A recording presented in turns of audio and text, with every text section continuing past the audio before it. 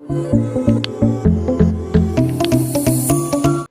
दोस्तों, welcome to Commerce Nation learn with confidence.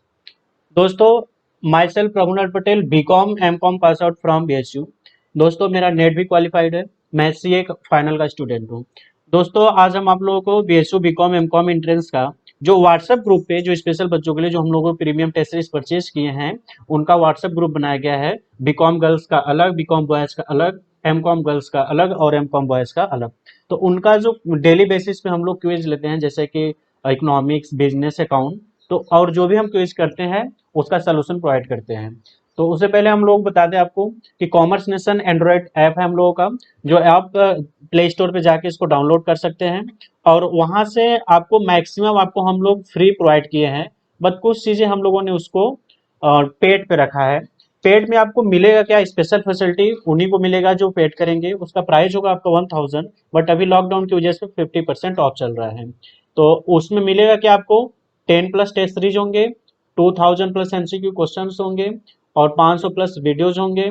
24x7 WhatsApp facility मिलेगा। Chapter wise notes आपको मिलेगा, doubt clear session होगा और ऑनलाइन टेस्ट सीरीज होगा। फुल सिलेबस कवर होगा और फुल फ्री कोर्स रहेगा उन बच्चों के लिए जो मतलब कि वीडियो हम लोगों ने सबके लिए फ्री किया हुआ है। तो आप जल्दी से कॉमर्स नेशन ऐप को डाउनलोड करिए। वहां पे आपको प्रीवियस ईयर पेपर भी आपको फ्री में मिल जाएगा। और कोई भी आप प्रॉब्लम होता है तो इस नंबर पे आप कांटेक्ट कर सकते हैं। तो आइए दोस्तों, स्टार्ट करते हैं कि हम लोगों ने जो क्विज किया था उसका सॉल्यूशन। तो फर्स्ट क्वेश्चन आपका है कि first of all double entry system was introduce इन, कह रहा है कि डबल एंट्री सिस्टम सबसे पहले कहां पर हुआ था, तो इटली में। सेकेंड है the main object of ledger is to ascertain, कह रहा है कि जो लेजर है उसका मेन ऑब्जेक्टिव क्या होता है। तो पहला क्या होता है, टोटल सेल्स। सेकेंड क्या है, टोटल परचेज और profit and loss of the business. Fourth क्या है, net effect of the all similar nature. इसका मतलब होता है कि लेजर जो हम बनाते हैं तो एक जैसे अकाउंट के उनसे रिलेटेड सारे ट्रांजेक्शन को एक प्लेस पे लिखने को हम लेजर बोलते हैं। तो लिखा है net effect of the all similar nature, इसका आंसर डी सही होगा। नेक्स्ट है आपका इंटरेस्ट ऑन ड्राइंग इज, कह रहा है कि जो हम ड्राइंग पे इंटरेस्ट पेड करते हैं पार्टनर, तो वो क्या होता है बिजनेस के लिए। तो सिंपल सी बात है, आप जब सेपरेट एंटिटी कॉन्सेप्ट पढ़ते हो तो बिजनेस अलग और बिजनेसमैन अलग माना जाता है। तो उसमें होता है क्या है कि जब बिजनेसमैन बिजनेस से कुछ पैसा अपने पर्सनल पर्पज से विड्रॉ करता है तो उसको हम ड्राइंग के नाम से जानते हैं। और अब वो तो बिजनेस से पैसा निकाला, अब जब वो इंटरेस्ट देगा तो बिजनेस के लिए क्या होगा, प्रॉफिट। तो इंटरेस्ट ऑन ड्राइंग बिजनेस के लिए क्या होता है, प्रॉफिटेबल होता है।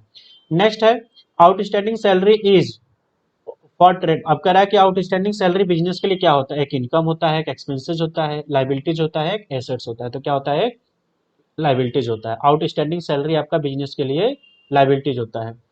नेक्स्ट है आपका this is the most scientific complete and accurate system, कह रहा है कि जो कंप्लीट और साइंटिफिक एक्यूरेट सिस्टम होता है उसको हम किस नाम से जानते हैं, तो उसको हम डबल एंट्री सिस्टम के नाम से जानते हैं।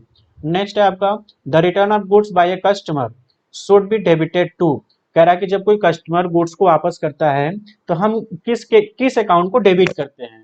तो जब हम गुड्स बेचते हैं तो कस्टमर डेबिट टू सेल्स होता है। जब बिका हुआ गुड्स वापस होगा तो कस्टमर गिवर होगा, तो कस्टमर का अकाउंट तो क्रेडिट हो जाएगा, तो डेबिट होगा नहीं। तो जो मेरे पास गुड्स आएगा वह डेबिट होगा।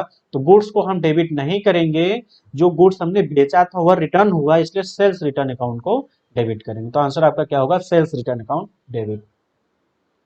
नेक्स्ट है आपका goods sold on credit are recorded in, कह रहा है कि हम कोई गुड्स सोल्ड करते हैं तो क्रेडिट में मतलब उधारी, तो रिकॉर्ड किया जाएगा सेल्स बुक में। अगर हम नगद खरीदते बेचते हैं तो कैश बुक में, उधार खरीदेंगे तो परचेज बुक में, उधार बेचेंगे तो सेल्स बुक में।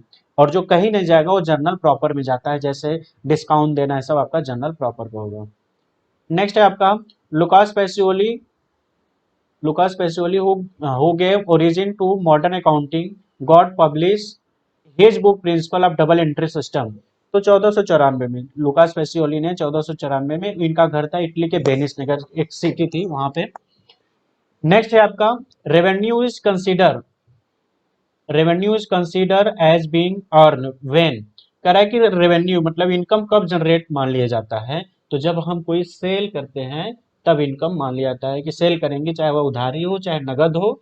उधारी होगा तो कैश मिलेगा, नगद सॉरी, अगर हम कैश में सेल करते हैं तो तुरंत पैसा मिलेगा, और अगर उसको हम क्रेडिट पे बेचते हैं, उधारी बेचते हैं, तो बाद में पैसा मिलेगा, बट मेरा रेवेन्यू जनरेट मान लिया जाएगा। तो आपका होगा सेल, जब सेल करते हैं तब रेवेन्यू मान लिया जाता है। नेक्स्ट है आपका, which of the following item is treated as tangible fix assets, कह रहा है कौन से ऐसे आइटम इसमें टेंजिबल होगा। तो आपका जो गुडविल है, ट्रेडमार्क है, कॉपीराइट, ये जो गुडविल ट्रेडमार्क कॉपीराइट, ये आपके क्या होते हैं, इनटेंजिबल होते हैं। तो इसमें जो आपका आंसर होगा लैंड एंड बिल्डिंग, वो टेंजिबल होता है। नेक्स्ट है आपका, बैंक ओवरड्राफ्ट अकाउंट, कह रहा है कि बैंक ओवरड्राफ्ट कौन से अकाउंट होता है। तो बैंक ओवरड्राफ्ट आपका पर्सनल अकाउंट होता है। नेक्स्ट है आपका, गुडविल अकाउंट इज, कह रहा है कि गुडविल कौन से अकाउंट होता है। तो गुडविल आपका एक एसेट्स होता है। तो क्या होता है, एसेट्स कौन से अकाउंट होते हैं, रियल अकाउंट। तो गुडविल कौन से अकाउंट होता है, रियल अकाउंट होता है। A reserve is charge against, कह रहा है कि रिजर्व किसके अगेंस्ट चार्ज किया जाता है। तो सिंपल सी बात है, एक बनता है ट्रेडिंग, और एक होता है आपका प्रॉफिट एंड लॉस, एक होता है प्रॉफिट एंड लॉस एप्रोप्रिएशन। तो रिजर्व हमेशा एप्रोप्रिएशन के अगेंस्ट चार्ज होता है। नेक्स्ट है आपका, goods the payment of which is due after 2 months were sold to mister B and company for 1000, the books of the name of the books of the original entry would be started. कह रहा है कि mister को goods बेचा उन्होंने 2 महीने, मतलब कि वो बोलता है कि गुड्स को बेच दिया है, उसका पेमेंट होगा 2 महीने बाद। तो ये कौन सा ओरिजिनल एंट्री में रिकॉर्ड किया जाएगा। तो इसको रिकॉर्ड करेंगे हम सेल्स बुक में, क्योंकि गुड्स बेचे हैं और पेमेंट करेगा 2 महीने बाद। तो उस दिन हम जो रिकॉर्ड करेंगे, उस दिन हमने गुड्स को उधारी बेचा है, इसलिए कहाँ पर रिकॉर्ड किया जाएगा, सेल्स बुक में। नेक्स्ट है आपका, X land money to Y, in this case become X. अब सिंपल सी बात है, एक्स उधारी लेता है वाई से, तो वाई क्या होगा, एक डेटर होगा। जो पैसा किसी दूसरे से उधारी लेता हो क्या होता है, डेटर, और जो किसी को पेड उधारी देता है वो होता है creditor. If you pay salary to your clerk the account involve, कर रहा है कि जब आप सैलरी पेड करते हो क्लर्क को, तो कौन से अकाउंट इन्वॉल्व होगा। सिंपल सी बात, एक सैलरी इन्वॉल्व होगा और एक कैश इन्वॉल्व होगा। तो बोथ, एक सैलरी भी इन्वॉल्व होगा और कैश। तो आंसर आपका सी सही होगा, both A and B. Next है आपका, an entry of the ₹500 was wrongly posted to the wages account instead of the machinery account as wages are to be capitalized. It is the error of, simple सी बात बोल रहा है कि जो machinery का खर्चा था तो मशीनरी अकाउंट में ही चार्ज होना चाहिए था, बट उन्होंने गलती से वेजेज अकाउंट में चार्ज कर दिया। तो उसके कौन सा है, बोल रहा है कि ये जो एरर है कौन सा एरर है। तो एरर बोला जाता है प्रिंसिपल ऑफ एरर, मतलब उसको नॉलेज नहीं था, प्रिंसिपल को नॉलेज नहीं था कि कौन कैपिटल नेचर का है, कौन रेवेन्यू नेचर का है। नेक्स्ट है, customer check return dishonour is recorded. अब कह रहा है कि कोई कस्टमर है, वह चेक रिटर्न करता है डिसऑनर होने के बाद, सॉरी, बैंक क्या करता है कि बैंक को जो चेक भेजा गया था वो डिसऑनर हो गया, तो कस्टमर हम क्या करते हैं, कस्टमर को चेक वापस कर देते हैं। तो किस बुक में रिकॉर्ड किया जाएगा। तो ध्यान रखना हमको कि जो मेरे पास 8 सब्सिडरी बुक होते हैं, कौन कौन होते हैं, कैश बुक होते हैं, purchase book, sales book, purchase return book, sales return book, अब बिल्स पेबल, बिल्स रिसेबल, और आपका जर्नल प्रॉपर। तो जो ऊपर के सातों में कहीं एंट्री नहीं होते वो कहाँ जाते हैं, जर्नल प्रॉपर में जाते हैं। तो परचेज रिटर्न में जो गुड्स वापस होगा, खरीदा हुआ गुड्स वापस करते हैं परचेज रिटर्न में। सेल्स रिटर्न में जो गुड्स बिका होगा वो वापस आएगा। परचेज बुक में जो गुड्स हम उधारी खरीदेंगे वो लिखेंगे, सेल्स बुक में जो उधारी बेचेंगे वो लिखेंगे। अगर हम नगद खरीदते बेचते हैं तो वो आपका चला जाएगा कैश बुक में। अगर हम किसी को गुड्स बेचे, वो बिल्स लिखता है तो हम उसको पेड करेंगे बिल्स पेबल में। हम किसी को गुड्स बेचते हैं, हम कोई बिल लिखते हैं तो हमको पैसा मिलेगा बिल्स रिसीवल में। और लेकिन बट कस्टमर का चेक डिसऑनर हो गया तो कहीं नहीं जाएगा, आपका कहाँ जाएगा, जनरल प्रॉपर में जाएगा। नेक्स्ट है आपका, sale on account is recorded in, कह रहा है कि सेल ऑन अकाउंट, सिंपल सी बात है, तो जब हम गुड्स बेचते हैं और अकाउंट इज रिकॉर्डेड, कह रहा है कि कौन से अकाउंट में रिकॉर्ड किया जाएगा। सिंपल सी बात है, अगर नगद होता है तो कैश बुक में, उधारी होता तो सेल्स बुक में होता। तो अब यहाँ पे एजम्पशन मान लेते हैं कि वह गुड्स को बेचा होगा क्रेडिट बेसिस पे, उधारी बेसिस पे, इसलिए कहाँ रिकॉर्ड किया जाएगा, सेल्स अकाउंट में। नेक्स्ट है आपका, नेक्स्ट क्वेश्चन है आपका, in accounting sources are equal. ये बोल रहा है कि अकाउंटिंग में sources are equal to their issues, करा सोर्स और यूसेज का इक्वल क्या होगा। सिंपल सी बात है, ऑलवेज होना चाहिए, इक्वल होना चाहिए। मतलब इसका मतलब सिंपल से आप समझ लो कि जब जितना डेबिट होगा उतना उसका क्रेडिट होगा, कहने मतलब जितना हमारे पास सोर्स होगा उतना हम उसको यूज भी करेंगे। तो दोनों साइड का अमाउंट इक्वल आना चाहिए। अगर क्रेडिट का ज्यादा होगा डेबिट का कम तो प्रॉफिट, और डेबिट का ज्यादा होगा क्रेडिट का कम होगा तो लॉस। तो क्या होना चाहिए, हमेशा ऑलवेज इक्वल होता है, तो यहाँ पर ऑलवेज होगा। नेक्स्ट है आपका the basic principle all expenses are debit and all income are credit. Simple सी बात है, नॉमिनल अकाउंट का रूल्स है। सभी एक्सपेंसेज को डेबिट करते हैं, सभी इनकम को क्रेडिट, और नॉमिनल अकाउंट का रूल्स होता है। नेक्स्ट है आपका the financial position of A business is ascertain bye preparing. तो सिंपल से बात करें कि फाइनेंशियल पोजीशन हमारा कब पता चलता है, जब हम बैलेंस शीट बनाते हैं। तो जब हम बैलेंस शीट बनाएंगे तो हमारा क्या पता चलता है, फाइनेंशियल पोजीशन। ट्रेडिंग से हमारा ट्रेडिंग का प्रॉफिट पता चल, मैन्युफैक्चरिंग से हमारे गुड्स कितना मैन्युफैक्चर किया वो पता चलता है। ट्रायल बैलेंस में मैंने जो गुड्स परचेज सेल किया है वो अरिथमेटिकल एरर सही है कि नहीं है, उसके लिए हम ट्रायल बैलेंस बनाते हैं। बट बैलेंस शीट से हमको क्या पता चलता है, फाइनेंशियल पोजीशन।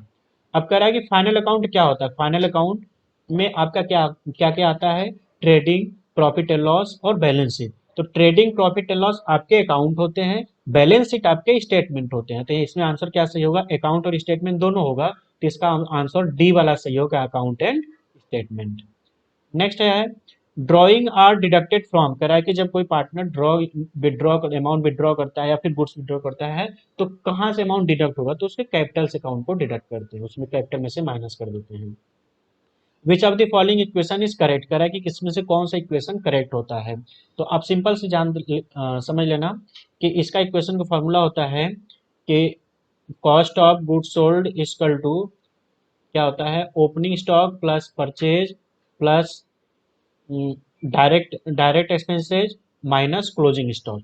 तो अब देखो इसी इसी फार्मूला से आप देख लेना कि चेक कर लेना कि आपका कौन सा सही होगा। अगर कॉस्ट ऑफ गुड्स सोल्ड इस साइड आएगा, अगर परचेज इधर आएगा तो परचेज इस साइड आएगा, तो कॉस्ट ऑफ गुड्स सोल्ड क्या हो जाएगा आपका, माइनस हो जाएगा। क्लोजिंग स्टॉक इस साइड आएगा तो कॉस्ट ऑफ गुड्स सोल्ड इधर। सिंपल सी बात है, अगर कॉस्ट ऑफ गुड्स सोल्ड अंदर आया तो माइनस में होगा।